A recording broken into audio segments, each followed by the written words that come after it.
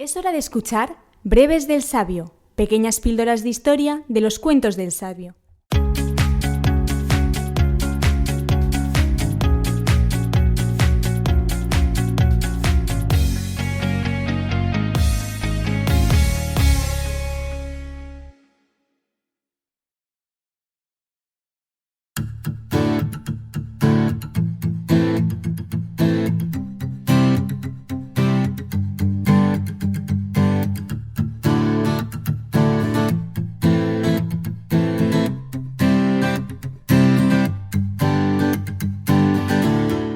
Hola y bienvenidos de nuevo aquí, a los Breves del Sabio, un rincón de pequeñas historias que te cuento para ti.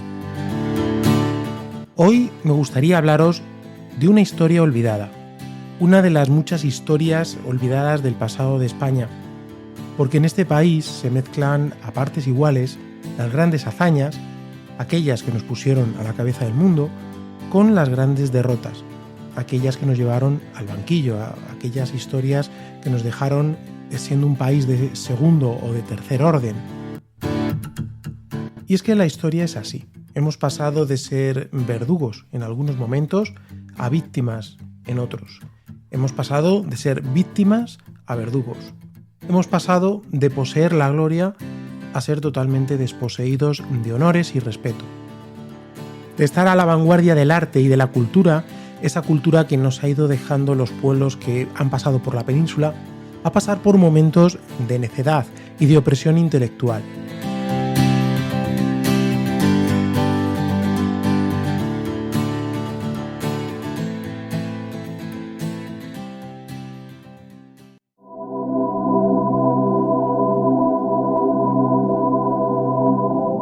Una nación de mujeres y hombres trabajadores, que han tenido muy claro su pertenencia a eso que llamamos España, a pesar de los vaivenes políticos que rompen ese puzzle de lo que se ha llamado siempre las Españas, a pesar del marasmo que a veces nos paraliza, a pesar incluso de aquellos que se aprovecharon del fuego interior que tenemos los españoles para iluminarse ellos mismos.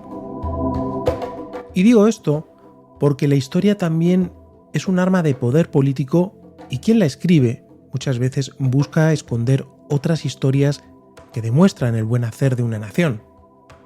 No quiero con esto quitar culpas, tampoco quiero hacer santos ni demonios a nadie, pero sí me parece justo desmentir algunas cosas que oscurecen nuestro pasado.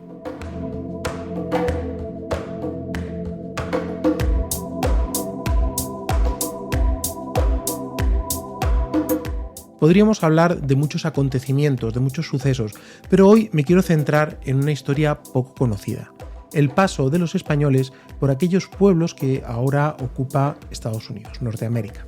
Comenzamos.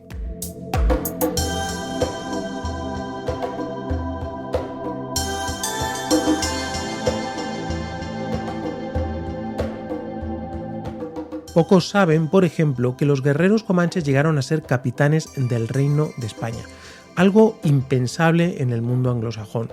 Pensemos por un momento que el español es un hombre de raza. Y a raza me refiero que es un hombre curtido en batallas, gran conocedor de otros pueblos, educado en la vida de conquista, y de alguna manera es el resultado de la mezcla de pueblos y culturas. Por esta razón, la mirada hacia el indígena era de mayor respeto del que pensamos.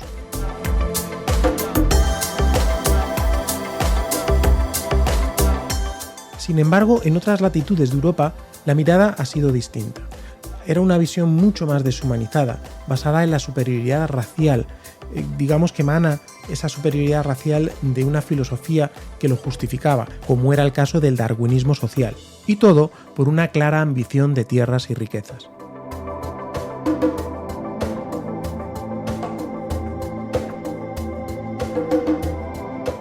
Otro ejemplo de lo que hubo y lo que nos ha llegado ha sido la mentira contada por los vencedores. El oeste de los actuales Estados Unidos no era salvaje. Más bien eran tribus católicas, muchas de ellas, porque hablaban español. ¿Por qué? Porque previamente habían tenido contacto con los españoles. Sin embargo, a pesar de esto, Hollywood ha tratado de imponer la idea de hombres que no son tales y que, en el mejor de los casos, debían estar bajo tutela del hombre blanco. Digo en el mejor de los casos porque el objetivo principal era el exterminio.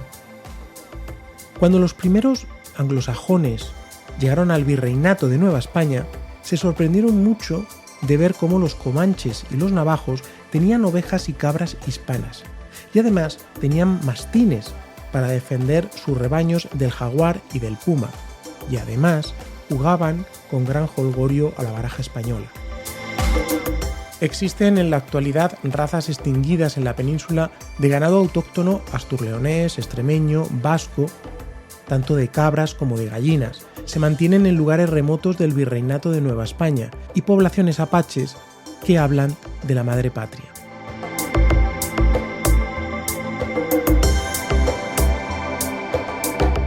También sorprende ver distintas plantas de cultivo como el trigo, el guisante, las habas, los melocotones. Pero curiosamente, uno de los legados que han dejado los españoles es el llamado caballo meseteño, el caballo mestango.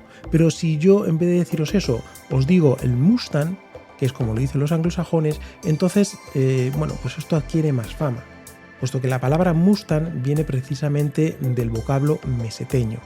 Este vocablo español que se utilizaba en México para referirse al ganado extraviado de propiedad desconocida. El mestengo era un animal distribuido en este tipo de concejos y por extensión la palabra se utilizaba para referirse a cualquier animal salvaje. Es curioso que con este nombre se ha bautizado a un vehículo americano, muy americano, ¿no? El Mustang, que evoca a esos caballos salvajes que habitan en Norteamérica, pero también al avión de combate de la Segunda Guerra Mundial que tiene el mismo nombre. El emblema de Mustang encerraba a un caballo salvaje corriendo hacia el oeste.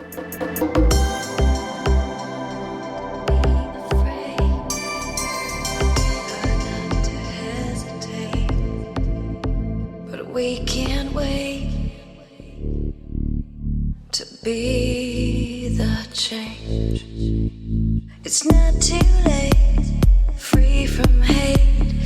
Think of the future that we could create. Face the facts today. There's a better way. La huella de lo español ha quedado borrada muchas veces como tradiciones puramente americanas, y no es así. Existen muchísimas historias más, pero con estos dos ejemplos creo que es justo recordar que como país, como nación, hemos sido un auténtico foco cultural.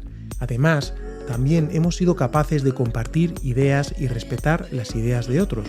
Y repito que también hemos sido bárbaros, también hemos sido verdugos. Pero como he dicho al principio, la historia la escriben los vencedores. Y el mundo anglosajón, en este caso, supo tapar aquello que no convenía y destapar lo que podía ser útil para ellos.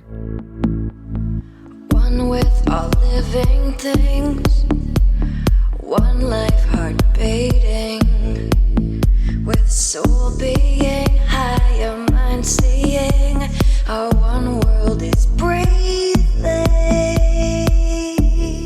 No quiero irme sin hablaros de una frase del historiador español Luis Suárez Fernández, que dijo lo siguiente: el encuentro de las culturas en América fue un proceso complejo, marcado por luces y sombras, pero la construcción de una visión simplista y negativa no hace justicia a la realidad histórica. Y es que hubo aspectos positivos y negativos en este encuentro. Por un lado, hubo un intercambio cultural, económico, tecnológico, y todo esto enriqueció a ambas partes. Por otro lado, también hubo conflictos, injusticias y abusos cometidos por parte de los colonizadores.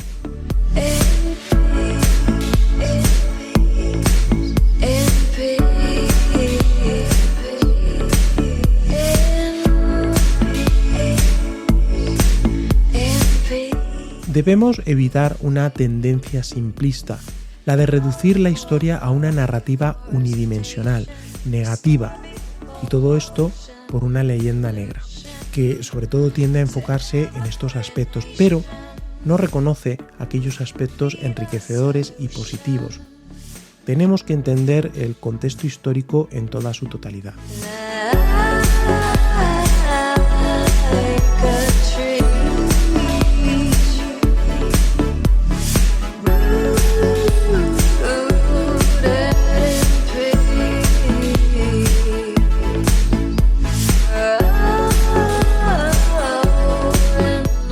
Hasta aquí el programa de hoy, espero que os haya gustado. Un poquito de historia para la reflexión, que creo que es importante en los tiempos que vivimos, y os espero en el próximo podcast. Un saludo.